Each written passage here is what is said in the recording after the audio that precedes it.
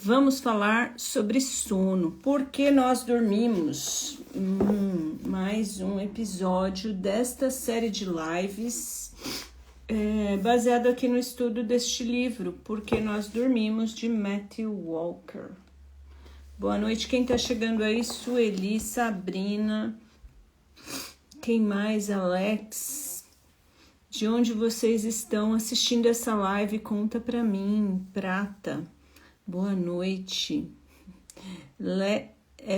Nunes, é isso? Boa noite. Sejam muito bem-vindos a essa live onde a gente vai falar sobre sono, como a gente pode dormir melhor, entendendo melhor sobre o sono, né? Esse escritor, boa noite, olha, ela chegou, Maria Tereza, boa noite. Boa noite de Uberlândia, Sueli, seja muito bem-vinda. E é a sua primeira vez aqui nessa live? Conta pra mim.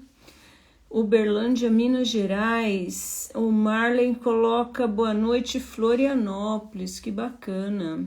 Quem mais tá aí nessa live? Coloca pra mim. Se é a primeira vez que você tá assistindo, me conta, deixa eu saber, tá bom? Bom, a gente vai falar então sobre o sono. Sueli, primeira vez aqui na live, muito bem-vinda. Meu nome é Sandra Ti, sou terapeuta, criadora do Te Cuida, que é este canal que foi feito para você se lembrar que você é a pessoa mais importante e precisa, obviamente, então, cuidar de você, tá bom? E um dos melhores cuidados que a gente pode fazer pela gente mesmo é dormir bem, dormir muito bem. E para dormir bem, a gente precisa ter consciência de algumas coisas, né?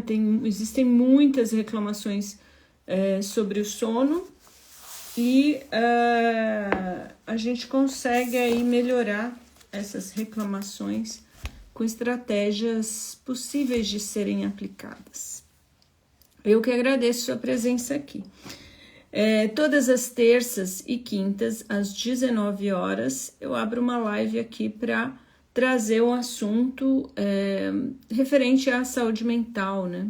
Então, o livro que eu estou estudando agora, junto com vocês, é o livro Por que Nós Dormimos, do Matthew Walker, que é um cientista renomado aí sobre o assunto. E aí a gente já falou sobre vários assuntos, cafeína, adenosina, melatonina, todas as inas, né? Os sonos bifásicos, polifásicos. Ele diz que tem sono muito cedo e acorda no meio da madrugada. Pode ser que você seja uma pessoa diurna. Existem as pessoas que dormem mais cedo e acordam bem cedo, existem as pessoas que dormem mais tarde e acordam mais tarde, que é absolutamente normal, né? O ciclo circadiano da pessoa é diferente, isso é um traço evolutivo. A gente fez dessa forma quando descemos das árvores, né? E num certo tempo da evolução a gente dormia empoleirado, como os nossos primatas, e aí depois a gente desce para o chão, e aí é quando aumenta o nosso sono REM. Mas, além de a gente ter descoberto o fogo para nos proteger, a gente precisava se revezar em turnos. Uma turma dormia um pouco mais cedo, enquanto a outra cuidava, e depois essa turma acordava e a outra turma dormia. E dessa forma a gente sobreviveu. E também a gente tinha um sono bifásico, né? Que é dormir um pouquinho à tarde para completar a carga de sono, a sonequinha da tarde. E agora, precisa ver, Sueli, se você está completando as 8 horas de sono. Esse é o negócio. Se você não está completando as 8 horas de sono, aí é importante dar uma olhada nisso, tá bom? Se você acorda descansada, né? Se você não precisa de café para funcionar, por exemplo, tá tudo bem. É só o seu ciclo de sono que é diferente. Não estou, ela coloca, então, aí Aí o outro motivo que costuma nos acordar no meio da madrugada é o excesso de cortisol, que é o hormônio do estresse. Então, se você estiver muito estressada, e por isso que muita gente hoje em dia está relatando acordar exatamente às 3h30 da manhã, é o horário dessa descarga hormonal de cortisol, que é como se a gente tivesse ingerido uma substância que faz a gente ficar ligadão, entendeu? Então, é só que essa substância tá dentro da gente. Chama cortisol e para trabalhar isso,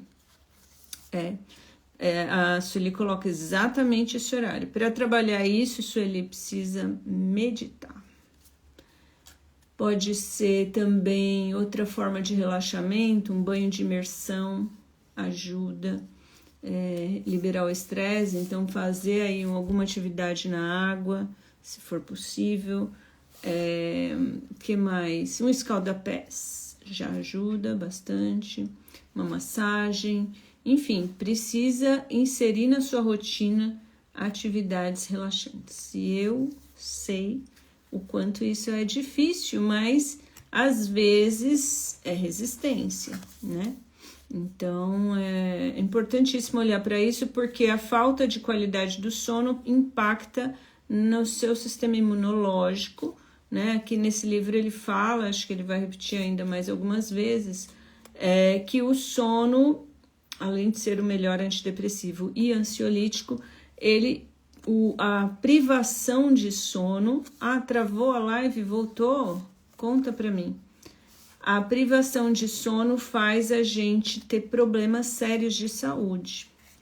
Ô Sueli ou Maria Tereza, quem tá aí, conta pra mim, a live voltou? Pra mim não travou nem um minuto. Bom, eu não sei agora se a live tá ou não tá, minha gente. Tô aguardando alguém aí me contar.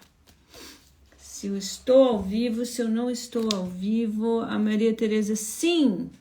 Tá tudo certo, então, Maria Tereza. Sim, eu entendi que tá tudo certo. Agora está. Juliana colocou aqui pra mim. Então, não sei a parte que vocês perderam agora, porque eu tô falando aqui. Mas vou dar uma breve resumida. Então, assim, ó.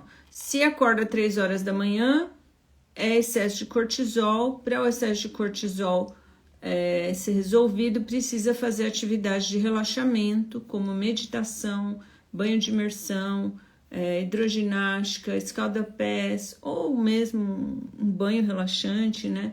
Usar essências relaxantes. Maria Tereza disse que ouviu tudo, então tá bom. Bom, quem não pegou, depois essa live fica gravada, né? E priorizar o sono. Como eu falei, é difícil, tem pessoas que vão dizer assim, mas eu não tenho tempo para relaxar, você não conhece a minha vida. Bom, o que está dependendo isso é a sua vida, exatamente, né? Então é isso. E a gente tá aí desde terça-feira falando sobre o sono adolescente. Então vou continuar aqui, né, resumidamente, o sono adolescente. A gente está numa transformação gigantesca nessa fase, né? Aqui. Então, existe uma transformação hormonal, tal, por conta da poda neural. Então, o sono adolescente, ele é diferente dos outros, porque é um momento de vida onde foram criadas várias sinapses e chega a essa fase, existe a tal da poda neural. E aí eu vou continuar, quem não assistiu a última live vai estar lá disponível no YouTube do Te Cuida, tá bom? E aí, como funciona, Sueli? Eu vou lendo o trechinho aqui do livro e comentando junto com vocês. Se tiverem dúvidas, se quiserem colocar alguma coisa aí juntos, vamos falando, tá bom? Bom, adolescentes enfrentam 2 outros desafios nocivos na luta para obter sono suficiente à medida que seus cérebros se desenvolvem. O primeiro é uma alteração no ritmo circadiano e a segunda é o início das aulas muito cedo de manhã. Tenho de ver. Maria Helena não esteve aqui na terça, senti sua falta, mas tudo bem. Outra coisa que a gente faz com as crianças e adolescentes, que se eu tivesse lido esse livro antes eu não teria feito com a minha filha, é fazer a criança ir de manhã para a escola. É uma agressão, porque eles não conseguem pensar, simplesmente por conta do ciclo circadiano. O ritmo circadiano de uma criança pequena funciona em um horário adiantado, por isso elas ficam sonolentas mais cedo e acordam mais cedo que os pais. Já os adolescentes têm um ritmo circadiano diferente do de seu irmão mais novo. Durante a puberdade, a regulagem do tempo do núcleo supraquiasmático é progressivamente avançada, uma alteração comum entre todos os adolescentes, seja qual for a cultura ou localização geográfica. Na verdade, o avanço é o tamanho que chegam a superar a regulagem do tempo dos pais. Então, assim, é cientificamente aqui comprovado, todos os adolescentes do planeta Terra têm um ritmo circadiano onde eles precisam dormir mais tarde e acordar mais tarde. Quando o mesmo indivíduo chega aos 16 anos, o ritmo circadiano sofre uma enorme mudança para frente da fase cíclica. Lá pelas 10, 11 horas da noite, o filho adolescente pode estar completamente desperto. Como um animal prematuramente arrancado da hibernação, o cérebro adolescente ainda precisa de mais sono e mais tempo para completar o ciclo circadiano antes que possa funcionar de forma eficiente, sem estar grogue. Então, o adolescente também, além de ele precisar dormir mais tarde, acordar mais tarde, ele precisa dormir mais do que um adulto ou uma criança. Pedir que um adolescente se deite e adormeça às 10 da noite é o equivalente circadiano de pedir a você que seu pai e sua mãe durmam às 7 ou 8 horas da noite. O ritmo circadiano de um adolescente não será milagrosamente persuadido a mudar. Pedir a esse mesmo adolescente que acorde 7 da manhã no dia seguinte funciona com o intelecto, elegância e bom humor equivalente a pedir para você fazer o mesmo às 4 ou 5 da manhã. Infelizmente, a sociedade nem nossas atitudes parentais são bem planejadas para compreender ou aceitar que os adolescentes precisam de mais sono que os adultos, que eles são biologicamente programados para obter esse sono em horário diferente dos pais. Então, os adolescentes precisam dormir mais tarde, acordar mais tarde. Esses padrões não são voluntários nem negociáveis, porque são biológicos. A explicação que proponho é um tipo de social evolucionário. Para o desenvolvimento adolescente, é central a transição da dependência parental para a independência. Relações e interações do grupo de pares, uma maneira na qual a mãe natureza coloca que tenha mudado os adolescentes nesse processo, seu ritmo circadiano no tempo para além dos seus pais. Então, a explicação que ele dá é que a mãe natureza colocou desta forma para que os adolescentes fiquem separados dos pais, né? Então, enquanto os pais estão acordados, eles estão dormindo, enquanto eles estão dormindo, os pais estão acordados. Para quê? Para que o adolescente possa treinar sua independência dos pais. Eu achei isso muito interessante. É óbvio que a gente sente aí a falta, né?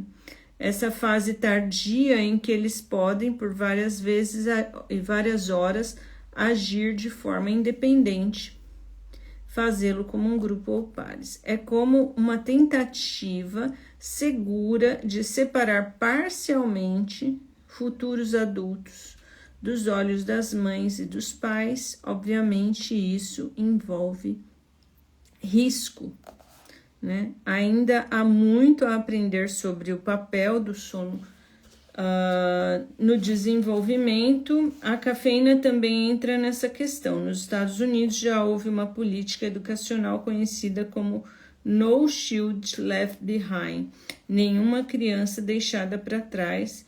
Com base nas evidências científicas, uma política foi corretamente sugerida para minha colega doutora Mary Carlson. Nenhuma criança precisa de cafeína. Ó, minha propaganda anti-cafeína aqui de novo, né? Então, foi lançada uma campanha: nenhuma criança, nem adolescente precisa de cafeína. Cafeína atrapalha o sono. Aí vamos entrar no sono da meia-idade e da velhice. Também existem tabus. Isso é o máximo, como tudo imbricado no cérebro. É isso mesmo. A mãe natureza é impressionante, né? Cada estratégia para a gente se desenvolver enquanto humanidade, que se a gente fosse um pouquinho mais atenta, algumas coisas mudariam muito na sociedade e mudariam para melhor, né? Porque o que tem de mais o adolescente dormir num horário separado, dormir mais tarde, acordar mais tarde, né? Esses padrões que foram impostos, eles atrapalham. Boa noite para quem está chegando aí. A gente vai falar sobre sono na meia-idade e na velhice. A gente já falou sobre o sono adolescente. Bom, como você, leitor, talvez tenha descoberto as duras penas, o sono é mais problemático e mais perturbado nos adultos mais velhos. Não sei porque ele tem certeza que o leitor é mais velho. Acho que uma criança não leria esse livro, um adolescente menos ainda. Que os idosos simplesmente precisam de menos sono é um mito. A Maria Tereza, desculpe certas palavras menos comuns no Brasil, mas a língua de Camões ainda está muito ativa nos portugueses. Eu li errado. Cérebro, como tudo está intrincado no cérebro. Não precisa pedir desculpa, Maria Tereza, vou aprendendo. Continuo aprendendo aqui, mas aí tem umas coisas que eu falo, será que é isso ou aquilo, né? E você me falando de Camões, sabe que eu peguei o metrô, foi segunda-feira, e aí tinha um senhor precisando de ajuda para andar por São Paulo, eu ajudei ele. E aí ele me contou uma história que ele fez letras e tinha que ler Camões e ele não entendia. Eu acho que era Camões. Fiquei com vontade de ler. Tá na minha lista já. Porque não li ainda. Bom, então é um mito dizer que os idosos... Aí ela coloca aqui... tem variantes e a língua é dinâmica. Ninguém é melhor que ninguém. Apenas movimentações da língua. Isso aí. Então, os idosos não precisam de menos sono. Eles parecem precisar tanto quanto quem está na meia-idade, porém, simplesmente são menos capazes de gerar esse sono ainda necessário. Então, o que diminui não é a necessidade de sono, e sim a capacidade de gerar o sono. Outras descobertas científicas corroboram com o fato de que os adultos mais velhos ainda necessitam de uma noite inteira de sono. São 3 mudanças essenciais: quantidade, qualidade reduzida, eficiência do sono reduzida e perturbação do momento de adormecer. Quando estamos na segunda metade dos 40, a idade já terá privado 60% a 70% do sono profundo que desfrutamos na adolescência. Aos 70, teremos perdido 80% a 90% do sono profundo juvenil. Então, as pessoas mais velhas, elas têm sono profundo muito menor comparado aos adolescentes. Então, é assim, quando a gente é bem bebê, né, na barriga, a gente dorme 90% de sono REM. Quando a gente é criança também é muito sono REM, muito sono profundo. Isso vai diminuindo ao passo que a gente envelhece.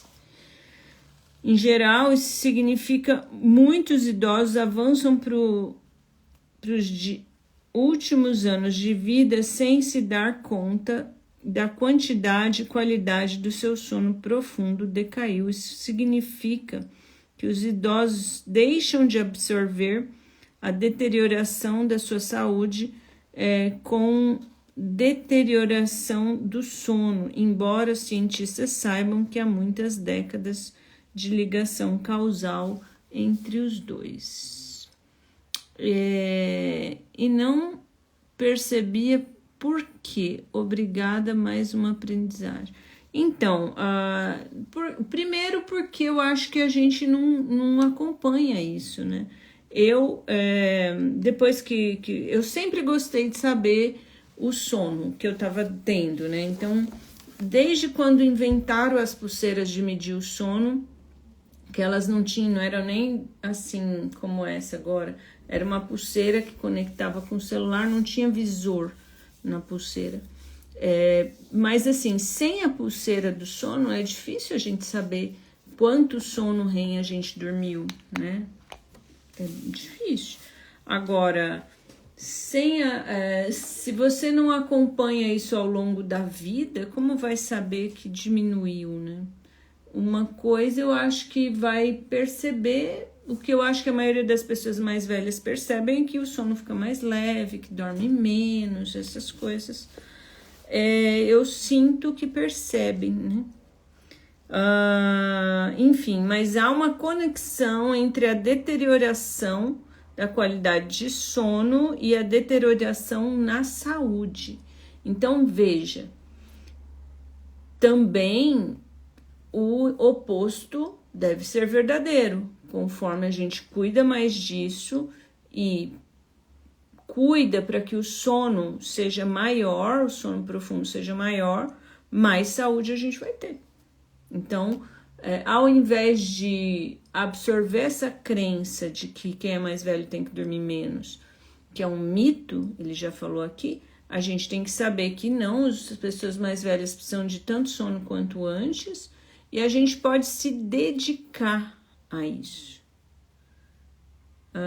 Percebe-se, mas não se entende na medida que as Jéssicas, aí eu não entendi nada.